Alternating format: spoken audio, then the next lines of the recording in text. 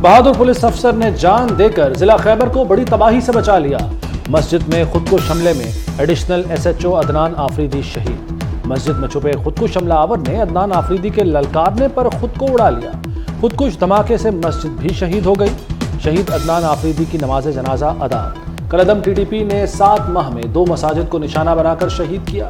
इससे पहले police lines Peshawar की मस्जिद को नमाज के दौरान निशाना बनाया गया। ज़ेर तामीर मस्जिद की शहादत ने कलअदम TDP का मकरूह चेहरा बेनकाब कर दिया।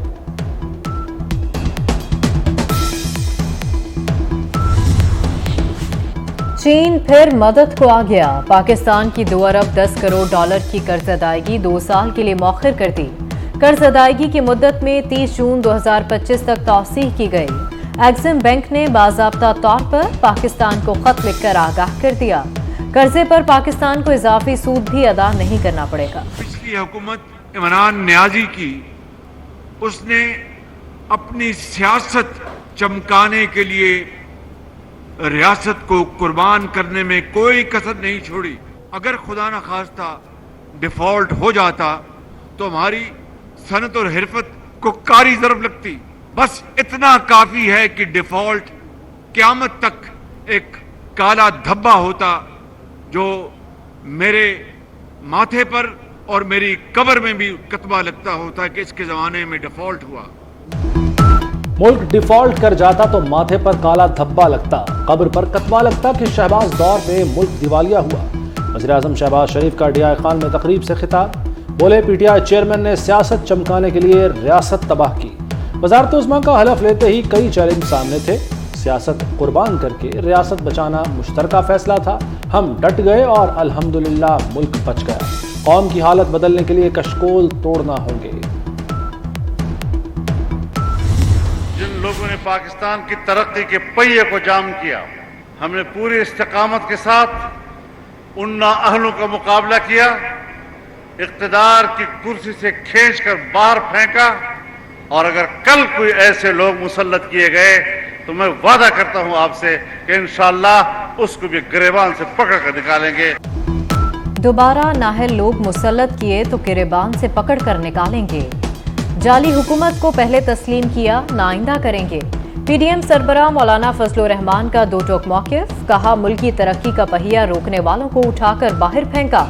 हमने इस मुल्क में सर उठाकर गैरत की सियासत की। हम लड़ने वाले लोग हैं, लड़ने का तजुर्बा है। बाकियात रह गई हैं उस शख्स की जिसने चीफ ऑफ स्टाफ को अपना बाप कहा था। ये बाकियात है, खंडरात है उनके। आज उसको अदालतों में पेश होने की जरूरत नहीं है। अपने वर्करों को कैद करवा के खुद चूहे की तरह छुपता फिरता है और ये लोग उसको डिफेंड करते हैं। पहले अपना दामन देखें, उसके बाद पाक दामनी के ऊपर हमें लेक्चर दें। वज़ीर दिफा ख्वाजा आसिफ ने PTI खवातीन अरकान को खंडरात और बाक़ियात कह दिया। बोले, ये बाक़ियात हैं जिन्होंने आर्मी चीफ को बाप कहा था। पहले अपना दामन देखें, फिर हमें पाक दामनी का ताना दें। चेयरमैन PTI वर्कर्स को सामने लाकर खुद चूहों की तरह चुप रहा है। जिस शख्स का दिफा खवातीन करेंगी उसकी बहादुरी क्या होगी। PTI खवातीन अरकान का असम्बली में एहतजाज। वज़ीर आला मोहसिन नकवी का 3 घंटे तक सर्विसेज अस्पताल का दौरा। Surgical unit, operation theatres, ICU का मुआयना। Neuro ward, gastrology, liver unit, medical unit और आई वार्ड भी गए। खराब बेड्स, बदबूदार मैट्रेस, AC बंद, मरीजों का बुरा हाल। नाकिस सफाई, ऑपरेशन थिएटर्स की अबतर सूरत हाल। तिब्बी सहूलतों का फुकदान। मोहसिन नकवी इंतजामिया पर बरस पड़े, शदीद बरहमी का इजहार। ओवर चार्जिंग की शिकायत पर पार्किंग का ठेका मनसूख कर दिया। डायरेक्टर फाइनेंस को फौरी ओहदे से हटाने का हुक्म। कहा, किसी दुश्मन को भी अस्पताल के ऑपरेशन थिएटर में ना भेजो। चंद माह में इससे बुरी हालत, इससे बदतरीन हालत किसी हॉस्पिटल की नहीं। और अफसोस की बात यह है कि ये लाहौर के सेंटर में है और आप लोग मेरे साथ मौजूद थे। मेरा ख्याल है मैं अपने, अल्लाह ना करे, किसी दुश्मन को भी इस ऑपरेशन थिएटर में ना भेजूँ जिस हालत में ये ऑपरेशन थिएटर है। लोगों के साथ ज्यादती है। ये चाहे मुझे रोज़ आना पड़ा, सेक्रेटरी साहब को रोज़ आना पड़ा, मिनिस्टर साहब को रोज़ आना पड़ा, हम रोज़ आएंगे।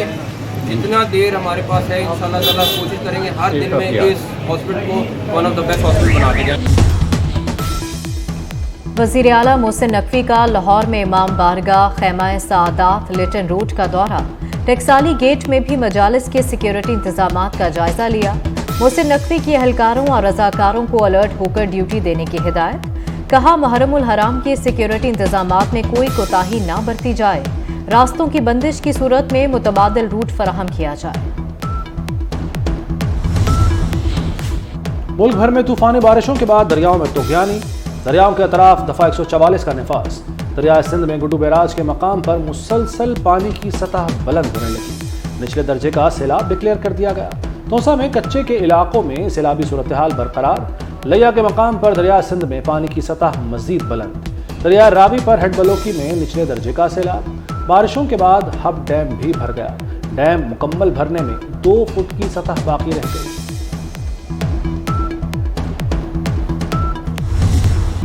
बीबी की शहादत पर पाकिस्तान खप्पे का नारा लगाया। सदारती इख्तियारात पार्लियामेंट को मुंतकिल किए। 18वीं तरमीम मंजूर करा के सूबों को बाइख्तियार बनाया। साबिक सदर आसिफ जरदारी 68 बरस के हो गए।